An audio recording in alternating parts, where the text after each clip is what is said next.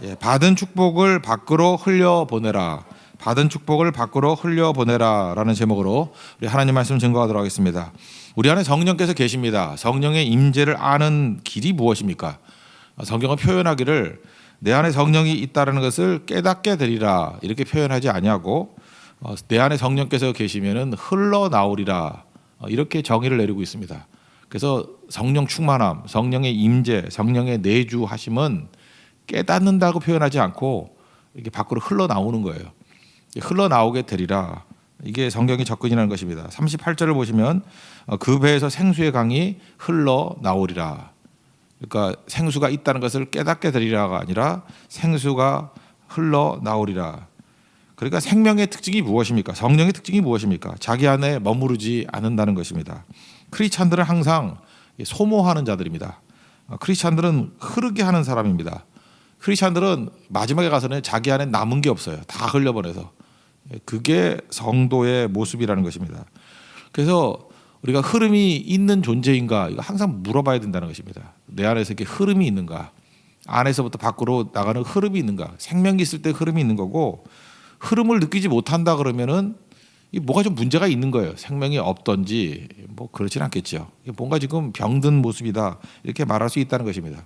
잘 흘러가기 위해서 필요한 게 뭐냐? 또 다시 말한다면 으깨져야 된다는 거예요. 이게 액체가 돼야 되지 않겠어요? 다 깨져가지고. 그래서 사도 바울은 자기 자신의 죽음을 어떻게 묘사를 했냐면은 흐름에 관한 얘기인데요. 디모데후서 4장을 보면 전제와 같이 내가 부음이 되고 그러죠. 그 제사 가운데 이렇게 포도주 같은 것을 액체를 갖다 붓는 제사가 있거든요. 그걸 전제. 그런데 그 전제, 자기가 전제와 같이 들임이 됐다. 그게 뭐예요? 마지막 피 한 방울까지 하나님 앞에서 이렇게 흐름이 되는 인생이 되기를 원합니다. 정확하게 성령과 하나님의 말씀이 임한 사람의 특징을 묘사하는 모습이라고 생각을 합니다. 흘러야 건강해집니다. 교회도요 이렇게 왕성하게 흐름이 있고 어제도 우리가 우리 재정복을 하는데 그 내용들을 쭉 제가 보니까 제가 기쁨이 있었던 게 그거예요. 엄청나게 흘렀더라고요. 머무르는 게 고여 있지 아니하고요. 계속해서 이렇게 밖으로 흘러나가는 것들. 돈의 흐름만이 아니라 우리 활동의 흐름이 그랬겠죠. 뭐 몸이 움직이는데 돈이 움직이는 거니까. 우리 모든 가지고 있는 것들이 이렇게 머무르지 않고 흐름이 있을 때 강력해진다라는 것입니다. 우리 몸에 이게 동맥이 있지 않습니까? 동맥 가운데 배꼽동맥이라는 게 있어요. 배꼽동맥. 번역하면 그렇게밖에 번역이 안 나요. 배꼽동맥. 이게 뱃속에 흔적은 남아 있는데 피가 흐르지 않는 동맥이에요. 그게 배꼽동맥. 뭐 여러분들은 아시겠죠. 혈관은 혈관인데 옛날에 그 엄마가 아이를 낳을 때 탯줄이라 그러죠. 탯줄이 연결돼 있었던 탯줄이 그게 동맥 아니에요. 그죠? 동맥으로 연결돼 있었는데 임신 중에는 그 탯줄이 얼마나 강력하겠습니까? 그죠? 엄청나게 많은 피가 흐르고 거기서 모든 영양분이 공급이 되고 모든 물질이 다 공급이 되고 뭐 생명이 공급이 되는 거죠. 탯줄이 생명줄이죠. 그래서 임신했을 때 그 여자분들에게 있어서 제일 강력한 혈관을 찾으라 그러면 탯줄이래요. 그죠? 이게 배꼽동맥인데. 그래서 이제 아이를 낳으면 탯줄을 잘라내지 않습니까? 잘라내고 뭐 묶어버린다 그러죠. 그러면 혈관은 혈관인데 이후에 피가 흐르지 않아요. 피가 흐르지 않으면은 나중에 이게 퇴화가 돼가지고 지금은 이렇게 보면 흔적만 남아 있답니다. 그죠? 이게 배꼽동맥이라 그러는데. 여기서 알 수 있는 게 뭐예요? 우리 크리스천을 혈관이라고 말할 수 있겠죠.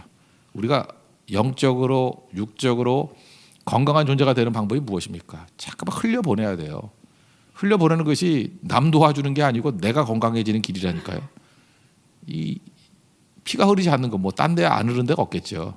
근데 우리가 남아있는 흔적, 그 배꼽동맥 이걸 보면서 알 수 있는 게 뭐예요? 피 안 흐르면은 쪼그라들고요. 피 안 흐르면은 퇴화돼가지고 결국 흔적만 남아있는. 그래서 어떤 성도나 어떤 교회를 보면 흐름이 없는 교회를 보면 꼭 배꼽동맥 보는 것 같아요. 야, 피가 흐르지 않는구나. 영양분이 흐르지 않는구나. 그럼 문제가 되겠죠. 그 장경철 교수님이라고 저희가 절친이 있는데 그분 책 제목이 그런 거예요. 축복을 유통하는 삶. 정확히 본 거죠. 하나님께서 우리에게 주신 축복이 있으면 축복을 흘려보내는 거예요. 유통하는 거. 그럴 때 강건해진다. 저는 뭐 정확히 맞다고 생각을 합니다. 여러분들 우리 크리스찬 자체가 혈관이거든요. 영적 혈관이거든요. 건강한 혈관은 어떻게 해야 되죠? 잠깐만 흘러야 돼요. 흘러야 건강해지고 흐르는 교회가 돼야 되고 이 플로우가 항상 있어야 된다라는 것입니다. 그 반대로 받은 바 축복이 되게 많은데 그것이 나를 만족시키는 데만 다 쓴다 그러면 반드시 부패하게 돼 있다는 것입니다. 그래서 우리는 무슨 생각을 가져야 되냐면 하나님 축복을 부어 주십시오. 하나님이 가만히 있어도 축복을 주십니다. 이제 축복과 은혜는 뭐 위로부터 내려오잖아요, 계속. 그럼 우리가 사실은 정말로 집중해야 될 것들은 뭐냐면 이거를 쏟아 부어야 돼요. 하나님께 쏟아붓고 또 이웃에게 쏟아붓고. 그래서 교회가 해야 될 일은 뭐냐면 교회는 하나님의 축복의 장소 아니에요. 교회는 그냥 한량없는 하나님의 축복이 임하는 곳이라고요. 그러니까 공급은 끊임이 없는 거예요.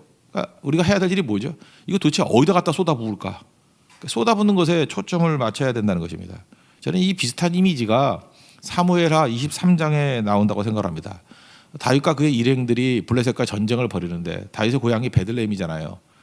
자기 고향에서 전쟁을 하는 거예요. 근데 고향 멀리 보니까 자기가 옛날에 먹던 운물이 있어요. 그때 뭐 전쟁 중에 물도 공급이 잘 안 됐는가 봐요. 그래서 저기는 저 운물의 물이 정말로 시원한데 저거 한번 마셨으면 좋겠다. 뭐 이런 식의 독백을 했는가 보죠. 누가 내게 마시게 할까? 23장 15절에 나오거든요.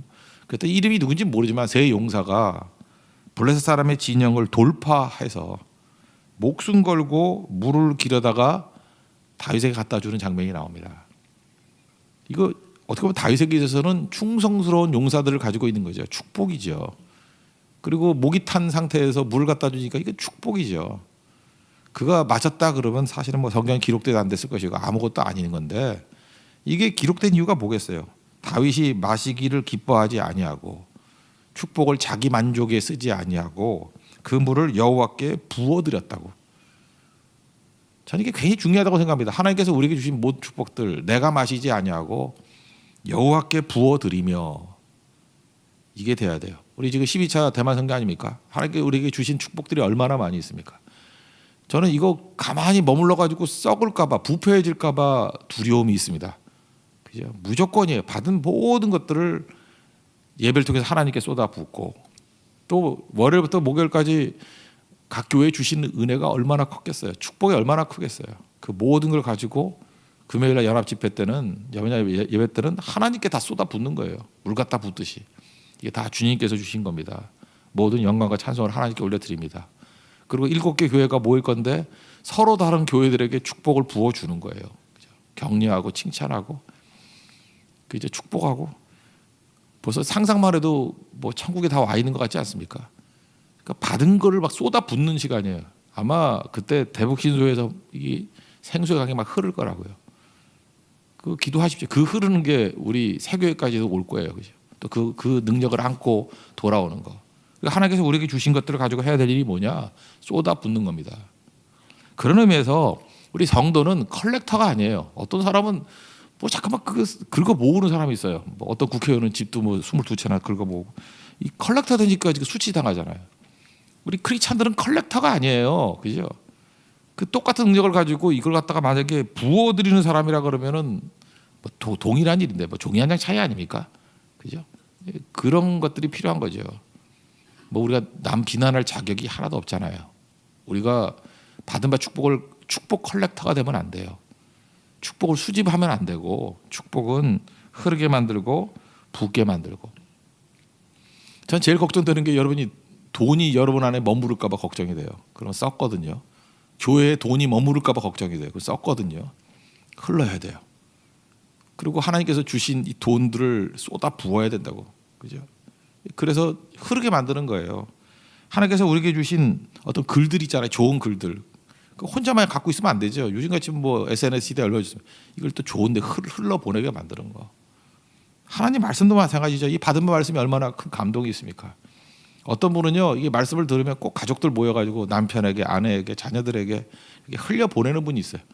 그 참 묘해요. 그분 개인적으로 1대1로 이렇게 전했던 얘기들이 온 가족들이 다 알고 있어, 그 얘기를. 그리고 같이 은혜를 누리고 같이 격려를 받고. 그럴 때 느끼는 게 뭐냐 하면은, 야, 저분은 이렇게 흐름이 있는 분이구나.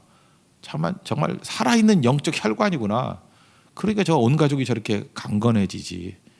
그러니까 한 사람의 유익이 이게 탯줄을 타고 온 가족에게 다 전파가 되는 그런 유형의 사람이라는 것입니다. 교회는 탯줄입니다. 교회는 혈관이에요. 에스겔서 47장을 보면은 그 성전에서 흘러나오는 물 얘기 나오잖아요. 뭐 1천적씩 이렇게 재는 거. 9절에 가 보니까 이 강물이 이르는 곳마다 번성해졌다. 그리고 죽은 그 사해잖아요. 죽은 물이 살아나서 고기가 힘이 많아지고 이 물이 흘러 들어감으로 죽었던 바다가 되살아난대요. 그리고 그 죽었던 바다에서 어부가 설 것이다. 이거 환상 아닙니까? 교회는 이런 곳이에요. 하나님께서 그냥 여러분들 뭐 구하지 않아도 날마다 축복과 은혜를 보여주는 게 교회 아니에요. 이 어마어마한 축복 아닙니까? 근데 우리가 이렇게 가지고 있으면 이제 그냥 이게 여기서 끝나는 거예요. 근데 이걸 흘려 보내기 시작하면은 교회가 존재하는 주변은요 다 뒤집어지게 돼 있습니다. 변화되게 돼 있습니다. 흐름이 있어야 돼요. 하나님께 쏟아붓는 이 모습이 있기를 원합니다. 이 신약의 이미지를 보면은 마리아가 그랬죠. 예수님 제자들도 많이 있고 뭐 여러 사람 많이 있었는데 그 마리아하고 가룟 유다를 비교하지 않습니까? 뭐 여러 제자가 있지만 특별히 가룟 유다. 그 마가복음 14장 버전을 보면 14장 3절에 그 베다니 그 나병 환자였던 시몬의 집에서 이렇게 식사를 하셨습니다. 그때 마리아가 매우 값진 향유 나드 한 옥값, 이 나드는 인도산 향유거든요. 굉장히 좋은 거예요. 이걸 가지고 깨가지고 예수님 머리에 부어버립니다. 그죠? 이거 자기가 쓰려는 거 아니고 자기가 쓰면 뭐 혼쭐감이라 그러잖아요. 내가 쓴다 그러면 뭐 별거 아니고 그 평범한 거 아니겠어요? 근데 마리아의 강점이 뭐예요? 자기가 있는 가장 귀한 옥합을 예수님 위해서 갖다 붓잖아요. 이게 예배고 이게 헌신이에요. 이 옥합을 깨가지고 그 이웃에게 흘려 보내게 만드는 거예요. 그거 자기 혼자 갖고 있으면 뭐 별것도 아니었겠지만 이렇게 하니까 예수님이 칭찬하시면서 복음이 전파되는 곳마다 그죠? 이 여자가 행한 일도 전파될 것이다. 그 예수님의 극한의 칭찬 아니에요? 최고의 칭찬. 그게 무슨 얘기예요? 우리도 이렇게 하라는 거 아니겠어요? 여러분에게 무슨 향유가 있습니까? 무슨 옥합이 있습니까? 그 집에 이렇게 모아놓을 거예요? 그 드라마 같은데 보면 제일 웃기는 게 뭐 포도주나 뭐 이런 거 뭐라고 이렇게 술인가 이렇게 모아놓는 데 있더라고. 그 가서 다 깨버리고 싶어 그죠? 깨면 막 흘러서 남의 거니까 막 깨버리고 싶어. 그죠? 그 흐르고 그 모아서 뭐 할 거예요? 그거 맨날 모아서. 우리도 마찬가지죠. 뭐 자꾸 이렇게 컬렉팅 하려는 모습이 있어요. 교회는 뭐 수집하는 곳 아니에요. 모으는 거 아니에요. 모아서 뭐 하려 그래? 그거 흘려 보내게 만들어야죠. 성도들도 맨날 이렇게 모여만 있으면 뭐 할 거예요? 우리가 지금 성도들이 성교 간다는 게 뭐예요? 사람의 흐름이 생기는 거 아니에요? 그걸로 흘러가는 거 아니에요? 가면은 놀라운 일들이 벌어지게 되겠죠. 다시 한번 물어봅시다. 내가 지금 뭐를 흘려보내고 있는가? 내 안에 흐름이 있는가? 그게 성도입니다. 그래서 교회는 흐름이 강력한 교회가 돼야 되고요. 자꾸만 들어오면 다 흘려보내야 돼요. 흘려보내고. 그것에 대해서 힘을 다 쓴다 그러면 최고의 것이 될 수 있다고 생각을 합니다. 제가 이렇게 흘려보내는 거 생각하면은 잊혀지지 않는 청년이 있는데 벌써 꽤 된 거죠. 91학번이니까 뭐 91학번이 저하고 한 10년밖에 차이 안 나네요. 그죠? 9년 차이. 그 안수연이라고. 그 청년 바보의사 안수연. 제가 그 책을 처음 보고 난 다음에 저도 참 영향을 많이 받은 것 같아요.